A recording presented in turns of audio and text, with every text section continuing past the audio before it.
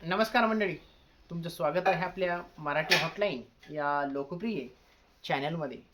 तर मित्रांनो, फक्त एका चहाच्या टपरीवर गाडी थांबली आणि अवघ्या काही मिनिटात बचत गटाच्या महिलांचे 9 लाख रुपये गायब झाले.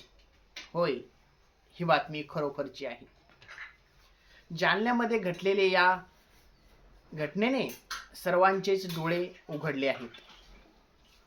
नेमकी ही घटना काय आहे आणि आपण कोणती काळजी घेतली पाहिजे ते आपण आता बघूया. जालना जिल्ह्यातील भोकरदन तालुक्यातून एक अत्यंत मन हिलावून टाकणारी बातमी समोर आलेली आहे. कोठा जहागीर येथील योगेश्वर बचत गटाच्या 10 महिला कामासाठी पुढील नियोजनासाठी भोकरदन येथील स्टेट बँक ऑफ इंडियाच्या शाखेत आल्या होत्या. त्यांनी बचत गटाचे पैसे काढून आणले होते. बँकेतून त्यांनी तब्बल 9 लाख रुपयांची भली मोठी रक्कम काढली. पैसे गाडीत सुरक्षित ठेवले आणि महिला घराकडे निघाल्या. मात्र रस्त्यात एका ठिकाणी त्या चहा पिण्यासाठी थांबल्या. महिलांचा डोळा चुकवून अज्ञात चोरट्यांनी वाहनाची काच फोडली आणि अवघ्या काही सेकंदात होत्याचं नव्हतं झालं. चोरट्यांनी गाडीची काच फोडून 9 लाख रुपये लंपास केले. महिलांचा हंबरडा आणि पोलीस तपास. चहा पिऊन परत आल्यानंतर गाडीची काच त्यांना फुटलेली दिसली. त्यांना मोठा धक्का बसला. गाडीतील 9 लाख रुपये गायब झाल्याचे समजताच त्या महिलांनी हंबरडा फोडला.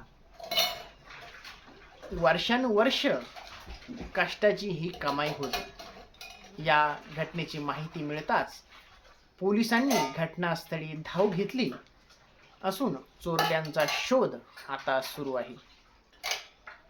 तर मित्रांनो, नागरिकांनी या घटनेनंतर कोणती काळजी घ्यावी हे आपण बघूयात. गाडीत पैसे सोडून जाऊ नका. बँक किंवा ATM मधून पैसे काढल्यानंतर रक्कम कधीही चारचाकी किंवा दुचाकीच्या डिग्गीत ठेवून जाऊ नका. आपल्यावर चोरट्यांची नजर असू शकते. चोरट्यांच्या संशयास्पद हालचालींवर लक्ष ठेवा.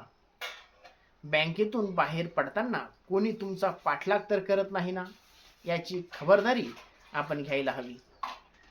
मोठी रक्कम डिजिटल पद्धतीने वापरा. शक्य असल्यास रोख रक्कम हाताळण्याऐवजी ऑनलाईन किंवा डिजिटल ट्रान्सफरचा वापर नक्की करावा. या दुर्दैवी घटनेबद्दल तुम्हाला काय वाटतं हे कमेंटद्वारे आम्हाला नक्की सांगा. ही माहिती इतरांपर्यंत पोहोचण्यासाठी व्हिडिओ नक्की शेअर करा आणि अशाच महत्त्वाच्या बातम्यांसाठी आम्हाला नक्की फॉलो करा, कारण की अशा बातम्या आम्ही तुमच्यासाठी नेहमीच घेऊन येतो. तोपर्यंत काळजी घ्या आणि सुरक्षित आपल्या पैशांची आपणही काळजी घ्या आणि इतरांनाही काळजी घ्यायला सांगा. तोपर्यंत धन्यवाद.